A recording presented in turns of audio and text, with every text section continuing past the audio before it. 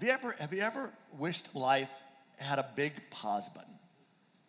You know, a button we could just kind of reach out and hit and kind of freeze things just to kind of help us catch our breath or maybe gather our thoughts or maybe just sort of step away from a situation until we can kind of lower the tension, right? Have you ever really wished there was just some way to have this button that we could just press and step away from it all? And there's a follow-up question that's really important. That's this. If we discovered we do, would that change things? Would we use it? Or would we just go on with our overstressed, overscheduled, overstimulated lives? And that's an important question because what I've discovered over a lot of years is that knowing something and doing something are not the same thing. Because all of us know lots of stuff, right? All of us know we ought to be better at this, we ought to do that more, we ought to do this less, right? But while we know it doesn't mean we do it. And there's sort of an accepted reality about change and how most of us, even if we talk about we like change, most of us are resistive to a certain type of change. And there's an accepted reason why, and that's simply this, that we don't change until the pain of staying the same is greater than the fear of change. And here's my question based on that widely accepted idea about change. Do we really want it to get that bad? Talking specifically about our pace of life, do we really want it to get so bad that we're sort of forced to it, right? That the pain of we can't keep up this pace finally breaks us down and makes it do it. Because what if it doesn't have to be that way? Because today we're going to discover something that at least some of us know, but I'm not sure all of us press the button and use. That we actually do have a pause button in life. And actually we have a number of them, but today we're going to talk about one in specific. But before we get there, I want to invite you to bow your heads and let's pray one more time together, right?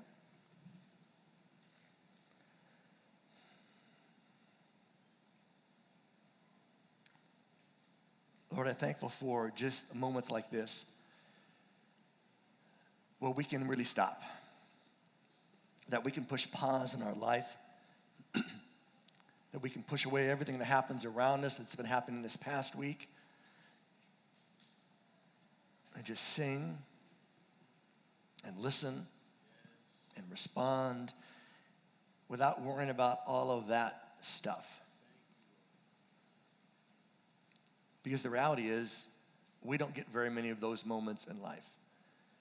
Moments that we can just disengage and step away and just fully engage in whatever's happening in a moment. Because our phones are always there. Because there's always stuff happening, always stuff that needs to happen, always stuff to take care of or prepare for. And today my simple prayer is this. That you would help us move from knowing to doing. Because if at least I understand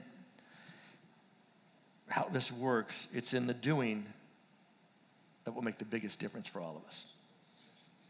So if you can nudge us or prod us or push us a little bit or even pull us a little bit that way today, this will have been time well spent. In your name, amen.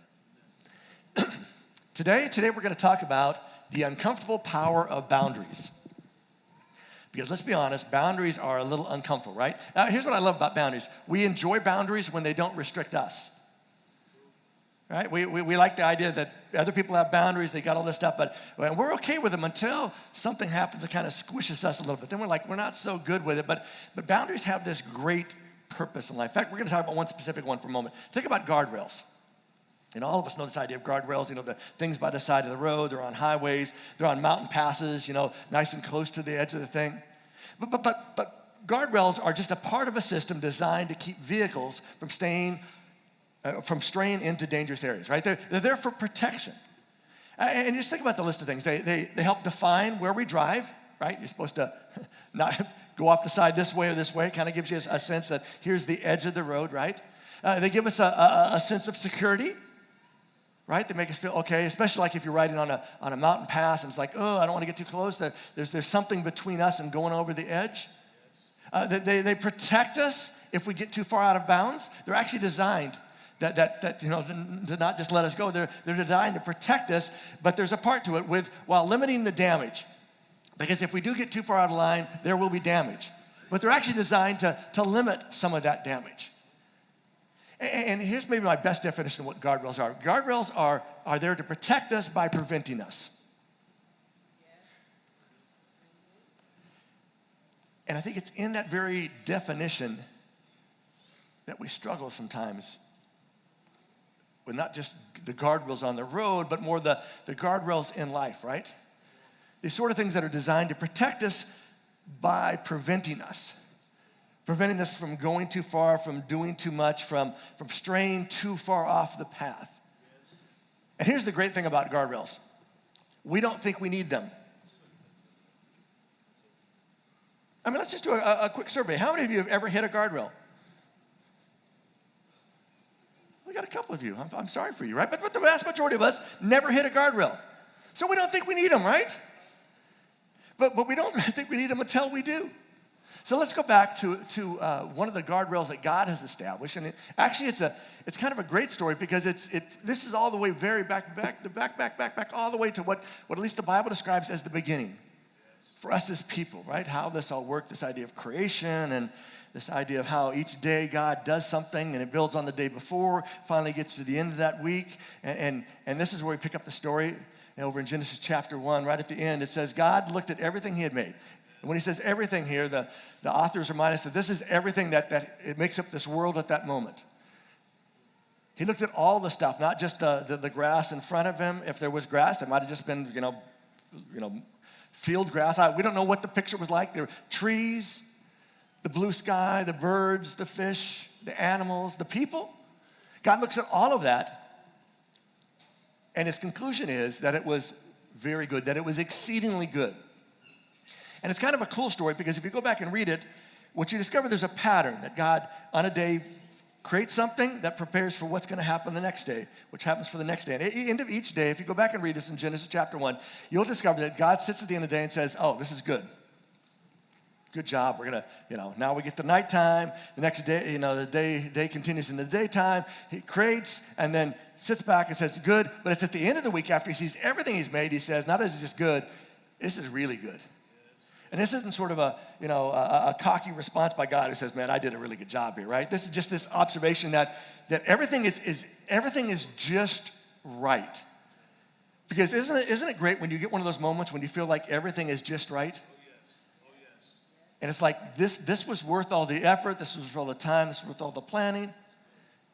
And so God steps back and says, everything's great. And the author says, evening had passed, morning had come. This was the sixth day. That on the sixth day, this is when God makes this great statement. And so he goes on and says, so the sky, the heavens, the earth, and all that filled them were finished. They were completed. That he's just saying this was the end of it all. God steps back and sees all good. And then he makes an interesting statement. He says, then God does something in response to that. He says, by the seventh day, God had finished, that is completed the work he had been doing. So he did something, so he rested. He ceased from all of his work, all the work he had done. And the picture we get isn't that God was like exhausted after this week. It wasn't like one of those weeks, because some of us had those kind of weeks, right?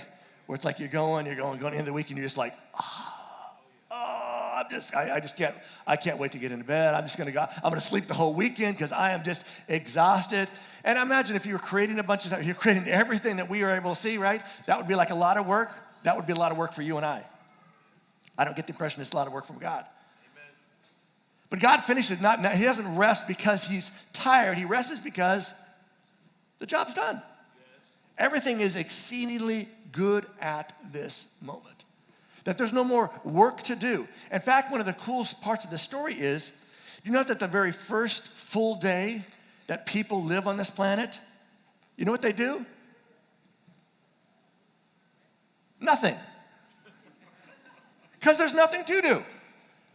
If you dropped us on an island, some beautiful island, picture your picture of a perfect island, right? And you're like, oh, I could live here, right? If you were plopped down there, your first day would not be rest. Your first day would be looking for shelter, right? You're looking for all this kind of stuff. But this was a perfect place. I don't get the description, but just everything is right. The great thing is that we as humanity, as people, with this whole creation story. And if you're not a Christian or you don't kind of believe in creation, you may not kind of buy this. This is just the story that's there. That it begins with rest. That we start from a place of rest as opposed to what you and I tend to do, which is work towards rest, right? Because you know how it is. Some of you are taking vacation this summer, which I am so glad that my kids are no longer of that age where I have to take vacation during summer. Because I like to go when you people aren't there. Like the whole crowd and stuff. I like to go when it's like you can breathe, right? It's not like all these massive people. But some of you are in that case, right? Because you got to squeeze it in. And so you know how the week before vacation is, right? Because you're scrambling to get everything lined up so you can take a week off. And then when you get back, you scramble to catch up, right? So we're always working towards so we can rest. But in creation, it was resting before we got to work. Before we got this whole idea of all the explanation that God gives to, the Adam and Eve there when he says, okay, here's the job. You're supposed to take care of this, you're supposed to do that, be fruitful and multiply, and that wasn't just putting up fruit trees, that was other stuff, right? But this is all something after this moment. And here's my what if. What if Sabbath is a regular reminder, a weekly reminder, that our lives are more than what we produce? Because isn't it true that when we think about our lives, it's about what we do, right? I mean, you've had that question before. Somebody says, hey, what do you do? And they're not asking that you breathe and eat and sleep, right? They're asking like, what do you do to produce money so that you can survive, right? And I'm a this, I'm a that. And we kind of get our identities by I'm a this, I'm a that. And we have, our levels of people. If they're this, oh, that means they're this. If they're that, oh, they're there, right? And so much of our life is centered around what we can produce. And what if this is one of those moments that says, no, we didn't start as producers. We started as resters. That author Barbara Brown Taylor had a great take on that. She says, the only time we know we have done enough is when we're running on empty, right? You know that feeling, right? I must be doing something because I'm just exhausted, right? The only time we know that we've done enough is when we're running on empty and when the ones we love the most are the ones we see the least. Then she drops this bomb. We have made an idol of exhaustion. And some of us sadly are wired in a way that is so true. Some of us are wired by birth. I'm wired by birth to be a workaholic. I wish I wasn't. But my mom and dad were, and they instilled that early in me and my brother, and it just sort of sticks there. And I'm not as bad as my mom. My mom can never sit down. I can sit down. In fact, I enjoy sitting down. But I also feel guilty when I sit down. Anybody else with me on that? It's like I ought to be doing something. I tell you, man, I just didn't do anything today. And I honestly have missed out on the blessing and the benefit of being able to disengage and to be good about it. Actually, years ago, I remember going to a conference and listening to somebody talk about being similarly wired and what they had to do. And he said that he was so wound up that, if he was at the office and had kind of finished whatever his task was and, didn't have anything the next day, that he couldn't leave the office. He actually had to ask his secretary, his administrative assistant, to give him permission to go. And actually, I did that for a while just to get in the pattern of that, just to develop that pattern in my life. Years ago, I told my administrative assistant, listen, there'll be moments, I'll come to you and I'll say, I need your permission, and here's why. I need you to say, it's okay, Mike, to take the afternoon off. Because I needed somebody to tell me that was okay. I couldn't just tell myself that okay. Because that was cheating. And I can agree with what Barbara Brown Taylor writes, that we have made an idol exhaustion, because I've made an idol of that. That I feel my best when I've worked and worked and worked and worked, when I'm exhausted. Because then I feel like I've done something, or am I doing something? In reality, I don't think that's true for everybody, but for a lot of us, we're busy, right? In fact, we're busy because we have this idea that we can't do it all, have it all, be it all if we aren't, right? If we aren't at this thing, if we aren't at that gathering, if we aren't have our kids in all these 5 different things, they do ballerina in the morning and they have music in the afternoon and they learn another language later on, and we're going to keep the summers going because we don't want them to fall behind. And here's my question if you find yourself in that category. What if we don't have to?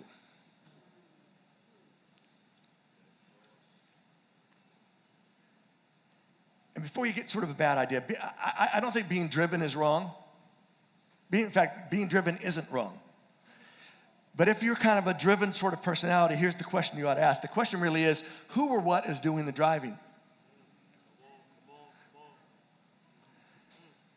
And I can't speak for you, but I can speak for me. And what does the driving for me is normally not a very healthy thing.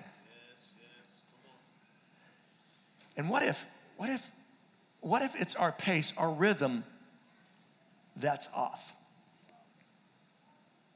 What if that's the whole reason that from the very beginning, this is before there's 10 Commandments, which are much later on. This is right at the very beginning when God says, hey, I'm going to step back.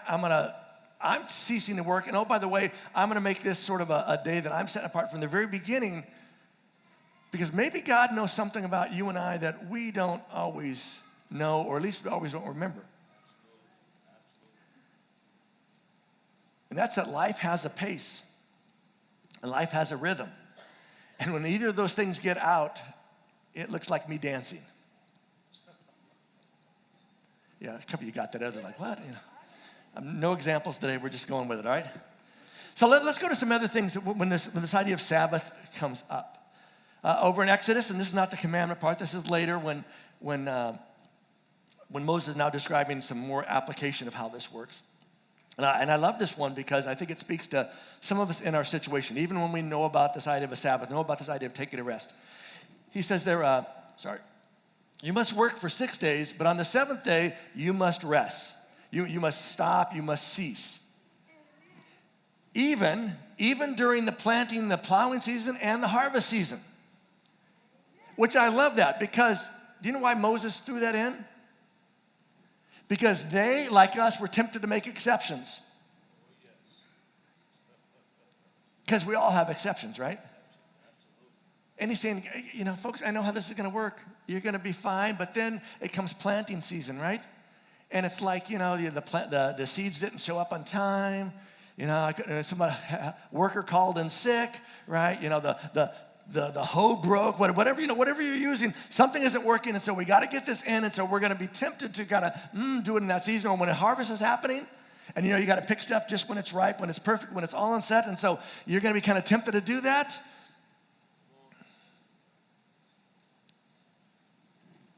And we all think we got exceptions, and here's the problem with our exceptions. Our exceptions become our norms. And we've all had examples of that, right? They were like, we told ourselves at some point we were not going to do that, but we did that because it was just this one-time thing. And then it became, well, this is just a second time, but it's just a second-time thing, right? And then at some point it's like, we kind of do this enough that it's sort of like just accept it now, and our exceptions become our regular and our norm, and we just lose that sort of peace for all of us. And really, this is more than just this idea of a day and being strict about it, and you're going to work 6 and take a day off, you have to rest. This is more, I think, about a God who not only knows us, but cares about us. Amen. And the truth of the matter is, we often overcomplicate problems as a way of coping, of emotionally coping with the problem. It goes like this. Something feels hard, right? And what happens when something feels hard? Do we press ahead and do it? No. We convince ourselves that it must be. Because it feels like it's going to be hard, so it must be hard, so we overcomplicate it. No, I can't go start this, right? I use exercise a lot. I'm going to use exercise again, an example.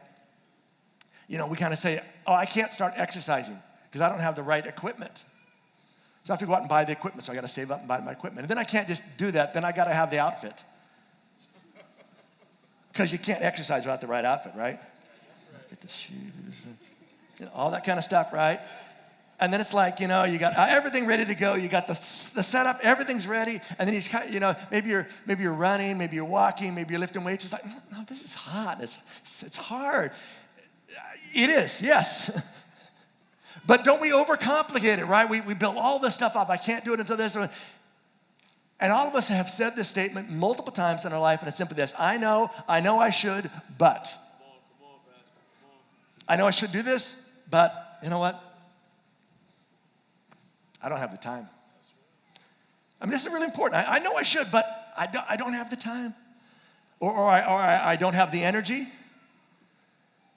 right? Because we have expended too much energy at work, and you're pushing back right now thinking, well, Mike, I have to expend energy at work. I have to provide for my family, and I'm not arguing about that. I'm just saying we need to remember this is a holistic kind of viewpoint. This is an idea of how we see life, not just how we see a day.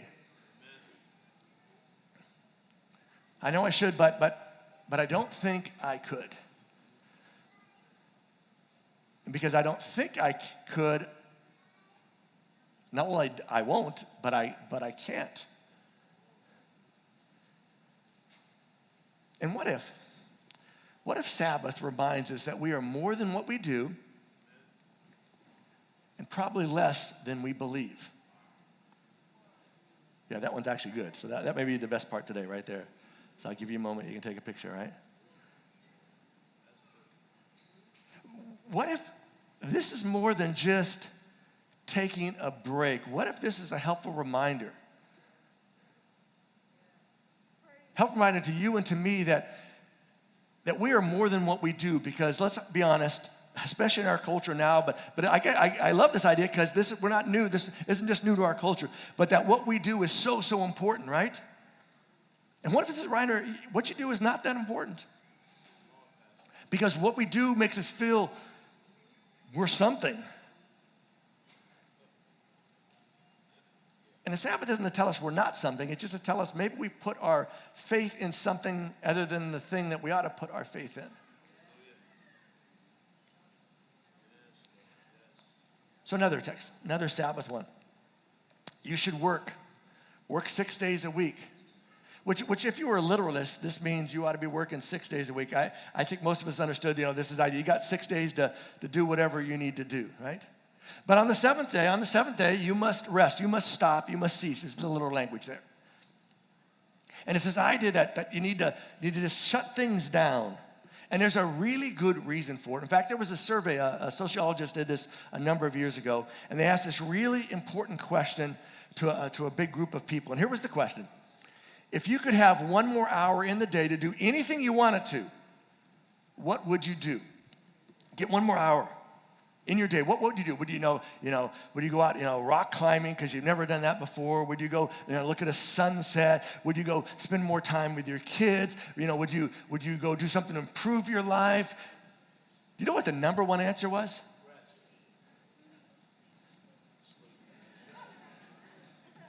Significantly high. This idea of sleep, which I think is a brilliant insight into us, isn't it?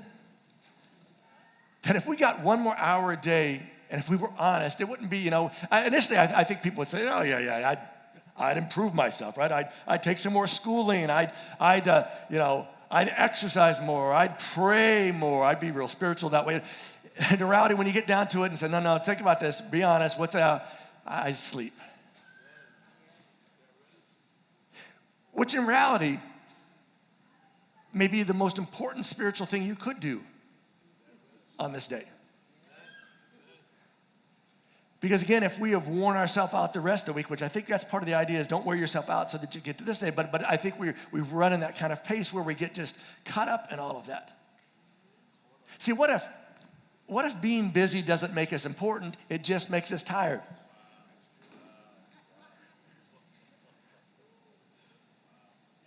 And what I love about this particular passage we started with, right? 6 days work, seventh day, stop, cease. It doesn't finish there. I love what Moses tells the folks next, because he says, listen, this lets your ox and your donkey rest, because you all need your ox and donkey resting. And it also lets the slave born in your house, which we're really uncomfortable with, and the foreigner, the resident alien, be refreshed. I love this concept because it reminds us that rest isn't just about us. This isn't just kind of a personal thing. This isn't just like a me thing that I need my rest. I need a Sabbath. I need that kind of break every week. No. This is the idea that not only do we need it, but other things need it as well. Donkeys and oxen need it as well. That a slave that is born in your household, which again, we're uncomfortable with that whole concept, but it is a great concept not the slavery part, but the concept that even that person you need to give this rest to. Or the resident aliens, right? The migrant workers, right? The whatever term we put on the folks that tend to come to this country, at least in our context, and right, kind of work these lower level jobs. That's like, well, they're working there. It doesn't matter. And Moses was saying, no. This really matters. It matters because it's not just about how you treat yourself, but how you treat others. It's really just this idea about giving a break to others as well. Because like anything, when we make it all about us, we end up with just us. And most of us aren't so good just us. Every day we make decisions to give up something in order to gain something else. Right? Every day. I'm going to get up early and lose some sleep to go get my exercise in early in the morning, right? Or I'm going to stay in bed longer today because I'm really tired and I'm going to give up exercise so I can get more sleep, right? I'm going to grab breakfast on the way to work, or I'm going to grab breakfast before I go to work, or I'm not going to have breakfast today so that I can get to work. And the list goes on and on and on and on. But every day it's true that we make decisions to give up some things in order to gain some things. And what if we're giving up the wrong things for the wrong things?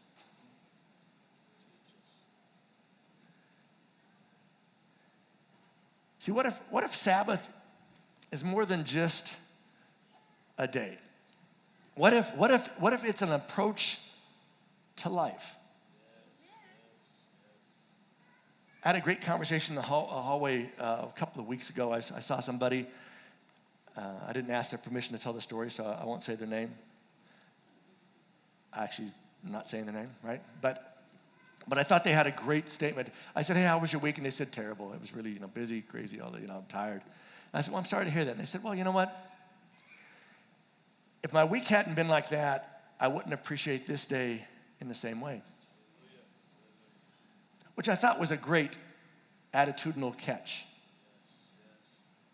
Because sometimes we bemoan how rough weeks are, but sometimes it's in the toughness and the roughness of things that we begin to appreciate those breaks from those things. See, I'm going to come back to that question we started with. Ever wish life had a big pause button? And if we discovered we do, and it seems like we do, right? Would things change? Would we use it? Or would we just go on with our overstressed, overscheduled, overstimulated lives?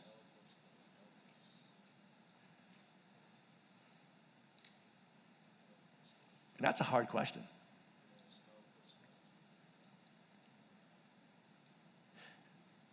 Because isn't it true that oftentimes the things that are our most benefit are also sometimes the things we like the least?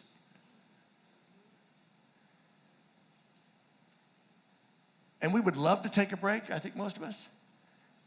But we don't like it when people tell us we have to take a break. Those of you who have kids know this experience greatly, right? You know your kids need a nap, and they're overtired, and they're right? And you're like, you need to take a nap, to which makes them go ballistic, right? I don't need to take a nap, right? And you think, oh, yes, you do, right? The thing that they need most is the thing they push back with, and we kind of look at kids and think, oh, man, can't wait till they grow out of this. But do we ever really grow out of that?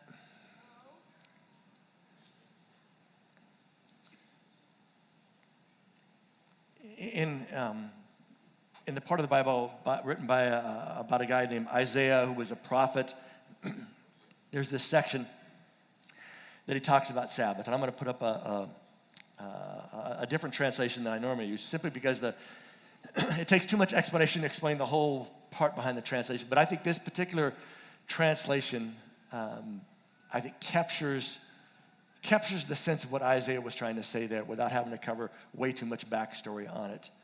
And I want to take you to it. I just want you to listen to his appeal about this day that we call Sabbath. It's found over in Isaiah chapter 58, verse 13. This is from the Message version. He says, listen, if you watch your step on the Sabbath and don't use my holy day for personal advantage, if you treat the Sabbath as a day of joy, God's holy day as a celebration, something good, something to be enjoyed. If you honor it by refusing business as usual, making money running here and there, then you'll be free to enjoy God. My question simply is this: what if that's still true?